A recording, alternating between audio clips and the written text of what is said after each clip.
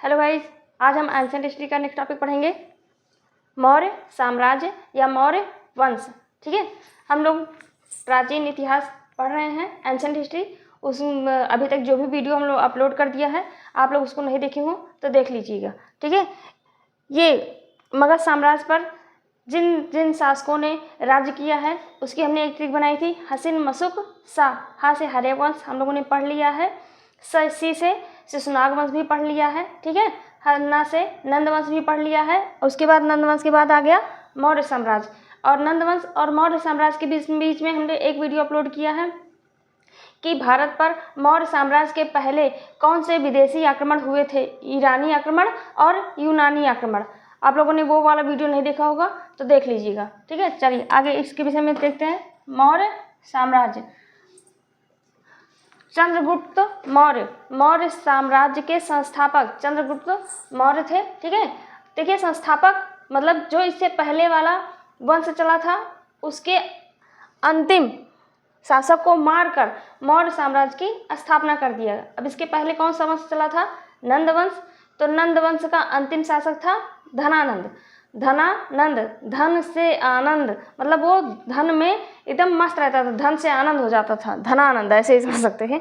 जो धनानंद था उसको 322 ईसा पूर्व में चंद्रगुप्त मौर्य ने धनानंद को हराकर या धनानंद को मारकर, ठीक है, उसकी पुत्री दुर्धरा से विवाह किया अब और अपना प्रधानमंत्री चाणक्य को बनाया। ठीक है, देखिए 322 ईसा पूर्व में चंद्रगुप्त मौर्य धनानंद को मारकर किस वंश की स्थापना की? मौर्य वंश की या मौर्य साम्राज्य की स्थापना कर दिया। ठीक है, और जो धनानंद की पुत्री थी दुर्धरा उससे विवाह कर लिया और अपना प्रधानमंत्री चाणक्य को बनाया। चाणक्य का ही अन्य नाम विष्णुगुप्त और कौटिल्य भी है। ठीक है, चलिए आगे देखते हैं। चंद्रगुप्त मौर्य ने मगध में मौर्य साम्राज्य की स्थापना की। मौर्य वंश के विषय में जानकारी हमें दो स्रोतों से मिलती है, ये इंपॉर्टेंट पॉइंट है, साहित्यिक स्रोत और पुरातात्विक स्रोत। देख लेते हैं साहित्यिक स्रोत। अर्थशास्त्र से जानकारी मिलती है मौर्य वंश की। अर्थशास्त्र से, जिसकी रचना अर्थशास्त्र को किसने लिखा था? अर्थशास्त्र को लिखा था चाणक्य ने। चाणक्य का ही अन्य नाम है विष्णुगुप्त और कौटिल्य। तो चाहे विष्णुगुप्त भी आ जाए तब भी सही है, कौटिल्य भी आ जाए तब भी सही है। अर्थशास्त्र को चाणक्य ने लिखा था। इंडिका से भी मौर्य साम्राज्य की जानकारी मिलती है, और जो इंडिका है उसे मेगास्थनीज ने लिखा था। मेगास्थनीज की पुस्तक है इंडिका। आगे हम देखेंगे मुद्रा राक्षस किसकी है? विशाख दत्त। मुद्रा राक्षस विशाख दत्त। जैन ग्रंथ और बौद्ध ग्रंथ, ये है साहित्यिक स्रोत। पुरातात्विक स्रोत अशोक के अभिलेख से। अशोक कौन थे?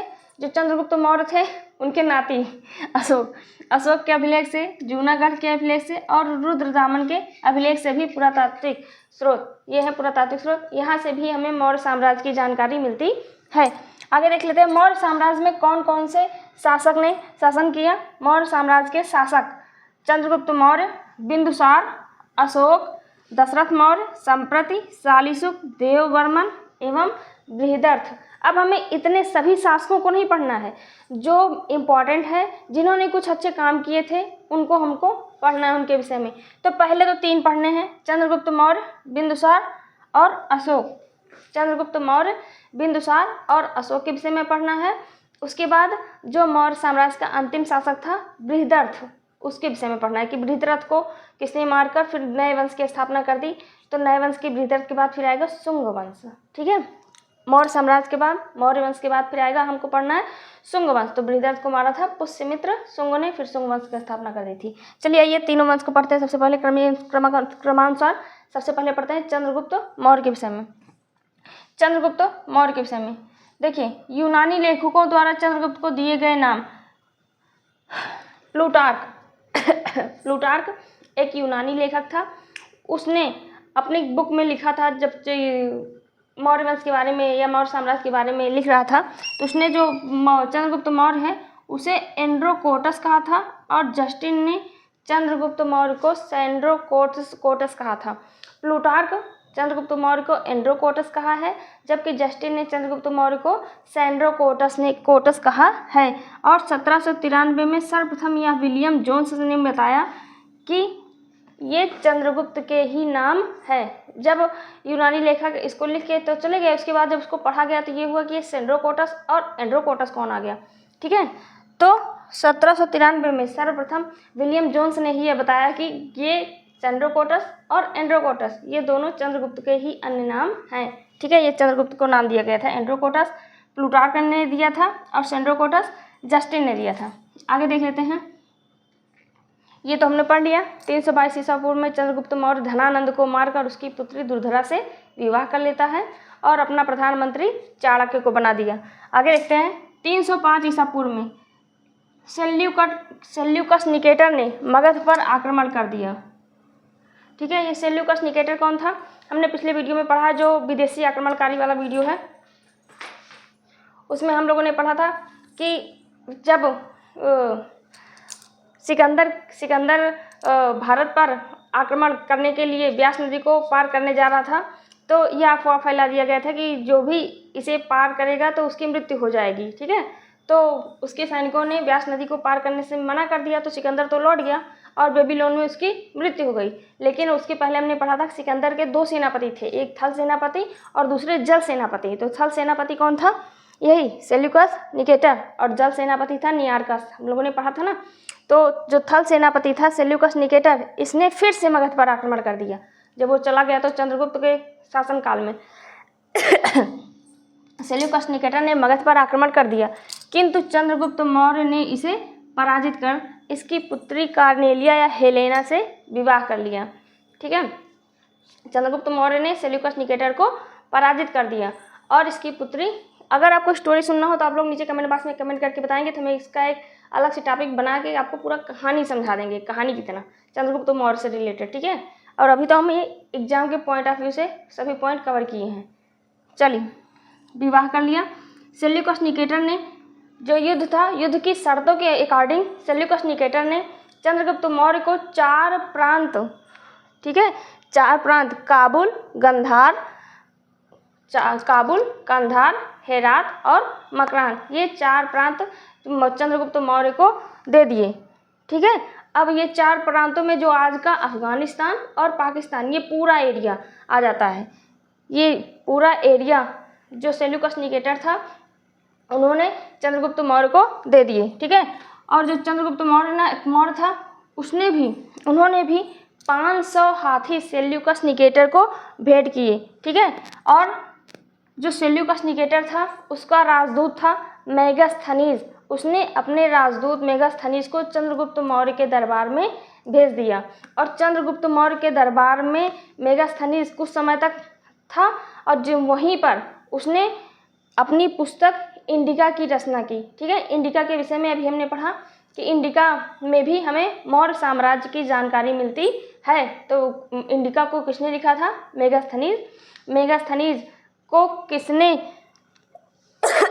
अपने राजदूत के रूप में चंद्रगुप्त मौर्य के दरबार में भेजा था? तो सेल्यूकस निकेटर।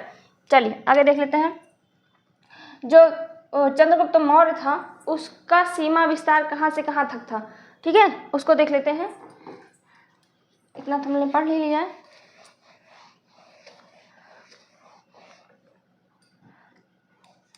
अगर हम कहें चंद्रगुप्त मौर्य के साम्राज्य का विस्तार,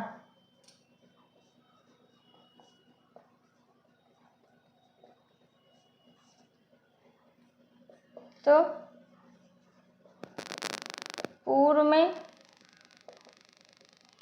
बंगाल से लेकर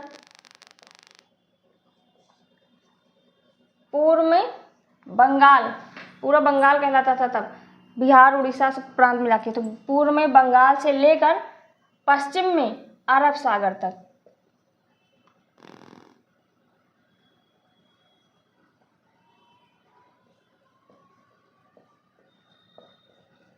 पश्चिम में अरब सागर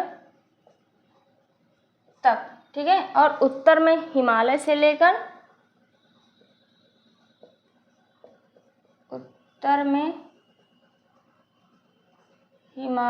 लेकर दक्षिण में मैसूर तक। ठीक है। चाहे हम मैप से देख लेते हैं, ये देखिए, पूर्व में बंगाल से लेकर पश्चिम में अरब सागर तक, और अगर हम बात करें उत्तर पश्चिम तो उत्तर पश्चिम में हिंदुकुश पर्वत तक, और उत्तर में हिमालय से लेकर दक्षिण में मैसूर तक इसके सीमा का विस्तार था। ठीक है, मैसूर जो आज का कर्नाटक है वही उस समय मैसूर कहलाता था, तो दक्षिण में मैसूर तक। याद रखिएगा, चंद्रगुप्त मौर्य ने अपने कार्यकाल में, अपने जीवन में, अपने कार्यकाल में, अपने समय सीमा में वो एक कौन सा प्रांत था वो, कलिंग, हाँ, एक कलिंग और एक तमिल, ये दो प्रांत ये नहीं जीत पाए थे। ठीक है, और इनकी जो ये इच्छा थी, मनोकामना थी, इसको पूरा किया था इनके पोते अशोक ने, उसने कलिंग को भी जीत लिया था। ठीक है, और बड़ा सीमा विस्तार अपना बना लिया था। चलिए आगे देख लेते हैं। उसके बाद फिर क्या हुआ, जैन गुरु भद्रबाहु से प्रभावित होकर चंद्रगुप्त मौर्य ने जैन धर्म अपना लिया। अब देखिए यहाँ जैन गुरु कहाँ से आ गए, जो चंद्रगुप्त मौर्य था, ठीक है, वो बहुत सारे प्रांतों को जीतकर एक छत्र राष्ट्र स्थापित कर लिया था। अर्थात पहले तो चंद्रगुप्त मौर्य थे, उसके बाद एक बार वो पंजाब जीते थे, तब तो राजा बने थे, लेकिन जब उन्होंने इसको धनानंद को पराजित करके यहाँ पे मगध पर अपना शासन कर लिया, तब ये सम्राट बन गए, मतलब महाराज, मतलब राजाओं के भी राजा, महाराज बन गए थे। उसके बाद क्या हुआ था कि 12 वर्ष का भीषण अकाल पड़ गया था इनके शासनकाल में, चंद्रगुप्त मौर्य के शासनकाल में मगध में जो है भीषण अकाल पड़ गया था। तो उसके बाद उन्होंने संतों की एक सभा बुलाई और जो अकाल पड़ा था उससे निकलने का कारण पूछा था। तो वहीं पे एक जैन गुरु भद्रबाहु से इनकी मुलाकात हुई। ठीक है, तो जैन गुरु भद्रबाहु से प्रभावित होकर, मतलब जब इनसे पूछा अपना, तो इन्होंने बताया कि ये जो आपने जो 16 महाजनपद थे ना, उनमें से कुछ राजाओं की भी हत्या की गई थी, मतलब पूरा एक छत्र राष्ट्र स्थापित करने के लिए। तब जैन गुरु भद्रबाहु ने कहा था कि अगर आप मतलब कि इसको अकाल से छुटकारा पाना चाहते हैं, तब तो इनको जो भी उपाय बताया था, देखिए, तो जैन गुरु भद्रबाहु से प्रभावित होकर चंद्रगुप्त मौर्य ने जैन धर्म अपना लिया, मतलब अपने समय के अंतिम दिनों में इन्होंने जैन धर्म अपना लिया, और कर्नाटक के श्रवणबेलगोला में 298 ईसा पूर्व में संलेखना विधि द्वारा प्राण त्याग दिए। ये संलेखना विधि द्वारा क्या है, यही बताया था इन्होंने विधि, भद्रबाहु जी ने। तो संलेखना विधि क्या है कि मतलब भूख प्यास को छोड़कर, ठीक है, और अपने प्राणों को त्याग देना, यही है संलेखना विधि द्वारा, भूखे प्यासे रहकर तप करना, और तप करके तप के माध्यम से अपने प्राण को त्याग देना। तो संलेखना विधि द्वारा प्राण त्याग दिए। अब उसके बाद फिर क्या हुआ, इनके पुत्र बिंदुसार, चंद्रगुप्त मौर्य के पुत्र बिंदुसार अगले राजा हुए मगध के। तो जो बिंदुसार है उन्हें अमित्रघात भी कहते हैं। बिंदुसार का एक अन्य नाम था अमित्रघात, इसका अर्थ होता है शत्रुओं का नाश करने वाला। आगे देख लेते हैं। चंद्रगुप्त मौर्य का उत्तराधिकारी बिंदुसार था, चंद्रगुप्त मौर्य का उत्तराधिकारी बिंदुसार था, और बिंदुसार की माता का नाम दुर्धरा था। आपको अभी हमने पढ़ाया था ना यहाँ पर कि धनानंद को हराकर उसकी पुत्री दुर्धरा से विवाह कर लिया था, तो चंद्रगुप्त की माता का नाम दुर्धरा था। सीरिया के शासक एंटियोकोटस, अच्छा ये एंड्रोकोटस है, सीरिया के शासक एंटियोकोटस ने अपना राजदूत डाइमेकस को, याद रखिएगा, सीरिया के शासक एंटियोकोटस ने अपना राजदूत डाइमेकस को बिंदुसार के दरबार में भेजा। ठीक है, तो जो बिंदुसार है उन्होंने डाइमेकस से पूछा कि आपके यहाँ, ये यूनानी शासक था सीरिया के शासक, तो जो एंटियोकोटस था ये यूनानी शासक था, तो ये भी यूनान से आया था डाइमेकस। तो डाइमेकस से पूछा कि आपके यहाँ क्या क्या प्रसिद्ध है। ठीक है, तो डाइमेकस ने कहा कि हमारे यहाँ अंजीर और मीठी शराब और यूनानी दार्शनिक, ये तीनों चीज़ बहुत फेमस हैं। हम लिख के बता देते हैं आप लोग को। जो डाइमेकस था उन्होंने बताया बिंदुसार को कि हमारे यहाँ क्या क्या फेमस है, अंजीर, मीठी शराब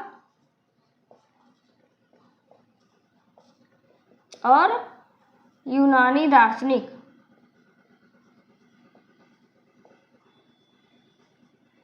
याद रखिएगा, ये 3 चीज़ बहुत फेमस है। किसने बताया था?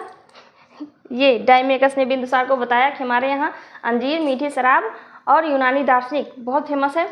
तब बिंदुसार ने एक पत्र के माध्यम से इसके पास सीरिया के शासक एंटियोकोटस के पास भेजा कि और मांग की इन तीनों चीज़ों की, अंजीर, मीठी शराब और यूनानी दार्शनिक की मांग की। तो जो एंटियोकोटस है सीरिया के शासक, इन्होंने मीठी शराब, अंजीर तो भिजवा दी, लेकिन यूनानी दार्शनिक को भेजने से मना कर दिया। उन्होंने कहा कि हमारे यहाँ यूनान में यह परंपरा नहीं है कि यूनानी दार्शनिकों को का क्रय विक्रय खरीदा और बेचा जाए। ठीक है, उन्होंने इसको भेजने से मना कर दिया और अंजीर और मीठी शराब को भिजवा दिया। ये एक बार एग्जाम में पूछा गया है, हाई लेवल के एग्जाम में। ठीक है, तभी हमने आपको इसको बता दिया। आगे देख लेते हैं। बिंदुसार आजीवक संप्रदाय का अनुयायी था।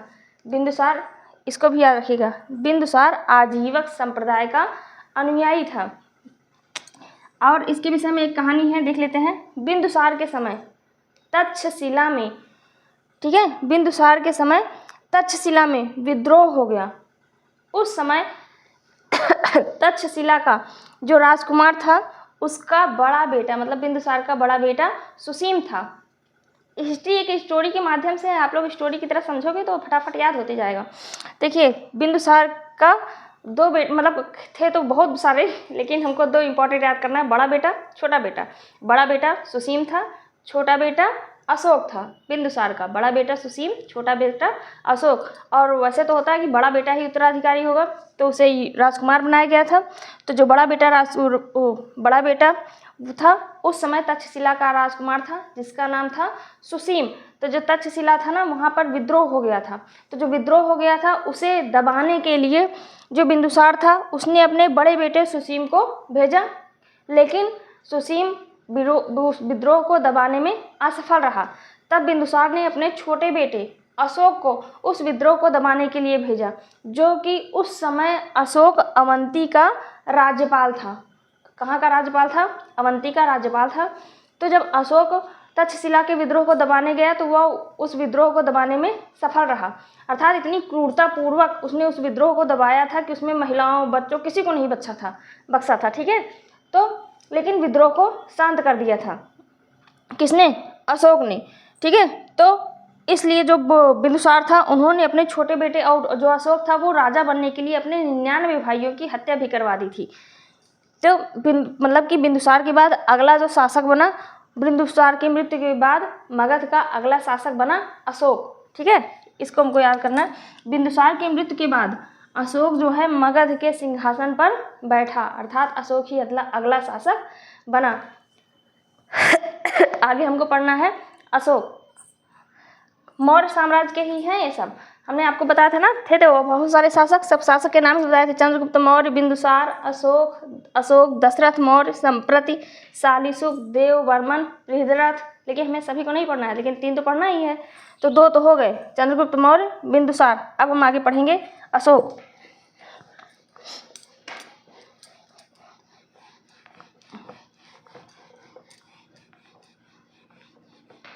चलिए देख लेते हैं सम्राट अशोक। इन्हें भी सम्राट अशोक, वेरी वेरी इंपॉर्टेंट है ये भी। चलिए, सम्राट अशोक का जो जन्म था,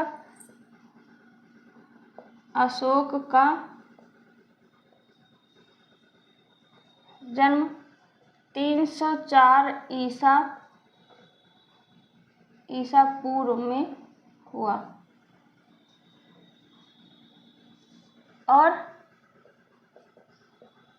इनकी माता का नाम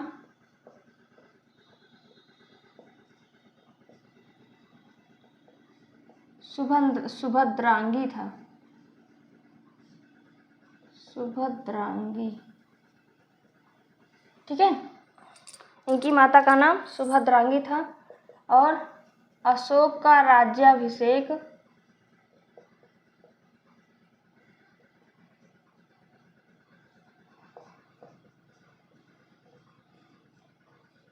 269 ईसा पूर्व में हुआ या किया गया। अशोक का राज्याभिषेक 269 ईसा पूर्व में किया गया। राज्याभिषेक के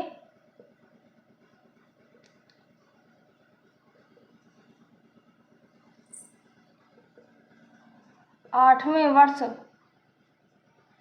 बाद ही 261 ईसा पूर्व में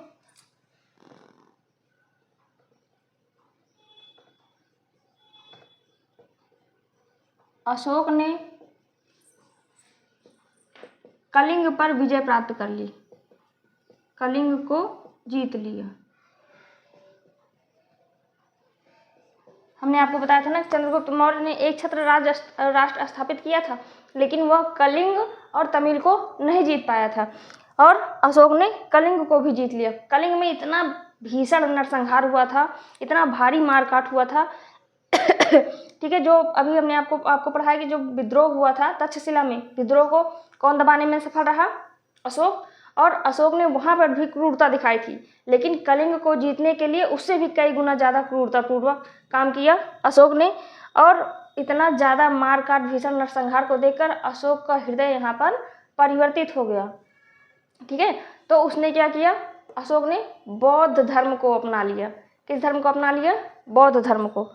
ठीक है, इस कलिंग युद्ध के बाद, कलिंग को जीतने के बाद अशोक का हृदय परिवर्तित हो गया और उन्होंने बौद्ध धर्म को अपना लिया। और बौद्ध धर्म की जो शिक्षा थी अशोक ने किससे ग्रहण किया? उपगुप्त से। ठीक है, ये बहुत इंपॉर्टेंट है। कलिंग को जीत लिया और भीषण नरसंहार को देखते हुए, भीषण नरसंहार के बाद अशोक का हृदय परिवर्तित हो गया।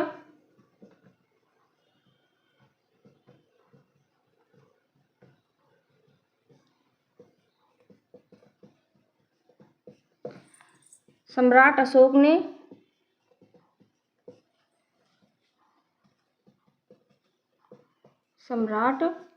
ने बौद्ध धर्म की शिक्षा ले ली, बौद्ध धर्म को अपना लिया।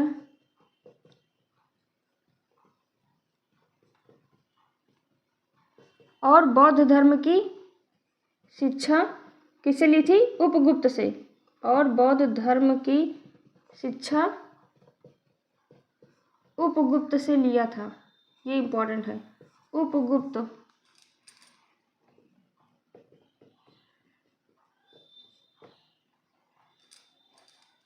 ठीक है, जो बौद्ध धर्म की शिक्षा लिया अशोक ने किससे लिया था? उपगुप्त से। एक बात और याद रखेंगे, जो सम्राट अशोक था वो तो सम्राट था ना, राजा था, और उसने जो है यहाँ पे कलिंग को जीतने के बाद जब उसका हृदय परिवर्तित हुआ तो उन्होंने बौद्ध धर्म को अपना लिया। अर्थात उन्होंने कहा कि अब हम ये मारकाट, ये हिंसा करना छोड़ देंगे, और बौद्ध धर्म की दीक्षा उपगुप्त से लिया। ठीक है, लेकिन इन्होंने यह धर्म अपना व्यक्तिगत धर्म बनाया। ठीक है, इन्होंने यह धर्म अपना व्यक्तिगत धर्म बनाया, अर्थात इसको प्रजा पर नहीं थोपा कि हमने बौद्ध धर्म अपनाया है तो आप भी बौद्ध धर्म को ही अपनाइए। ठीक है, इसको याद रखिएगा कि जो बौद्ध धर्म था, अशोक ने बौद्ध धर्म को राजकीय धर्म घोषित नहीं किया। बौद्ध धर्म को व्यक्तिगत धर्म ही बनाया, व्यक्तिगत धर्म बनाया, राजकीय धर्म घोषित नहीं किया।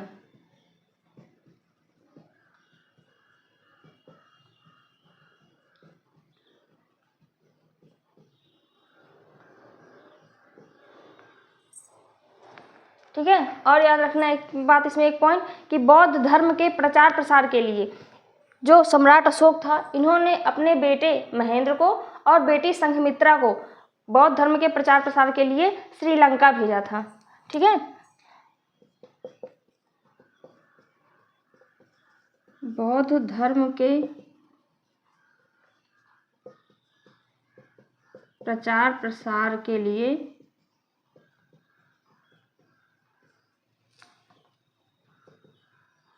बेटी संघमित्रा और बेटे महेंद्र को श्रीलंका भेजा।